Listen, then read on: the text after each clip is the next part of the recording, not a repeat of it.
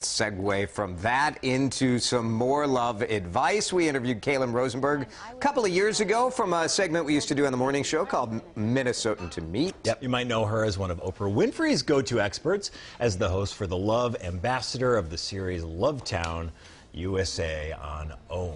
Happy to have Kailen with us here on Mid-Morning to talk about love and relationships as Valentine's Day approaches. Kailen, nice to have you with us. Well, thank you. Hi, good morning. Before we get into some of the things we plan to talk about, what do you think about this vacation idea? I think it sounds really great, especially right now. Just whenever you Love can go. yourself and go. Is that a good way, though, to go go with someone that you're dating? Like, you need to be a little cautious about that, right?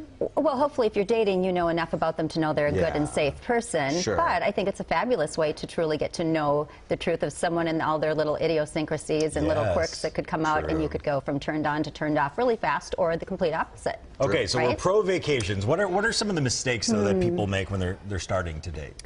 People aren't going into love authentically, and they're not really entering love or any relationship knowing who they really are and what their values are and what matters most to them when it comes to love in a healthy relationship.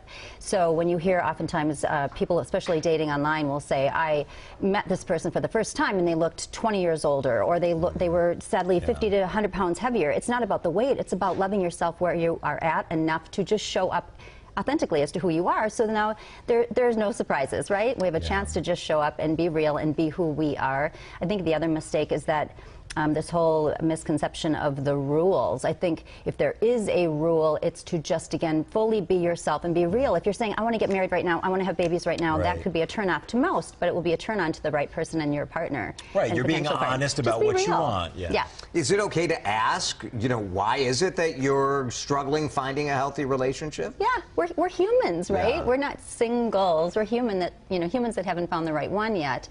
And we're all looking for the one. And so let's just show up and be who we are and ask those questions and see how we respond to them and see if it's a fit. I think a lot of people will say, going into a relationship or a first date, they'll say, okay, these are red flags, and if I hear this, I'm out. How do you know which should be deal breakers and what ones you can kind of work past? Right. Well, once again, if you really know yourself and you know and honor your value system, what you need to be happy, any red flag is there to be a teacher. It doesn't mean all red flags mean that it's a deal breaker and you need to be out of the relationship, but it means that there's a teacher waiting to learn something from, so that you can figure that red flag out. Is this a person that is showing early signs of narcissism, of sociopathic energy about them? Is it someone you just can't trust or rely on or feel safe with? At the same time, is it something quirky, like they happen to be late all the time, they got away with it in the last relationships, or their parents were always late, it's a family norm, but for you it just doesn't work?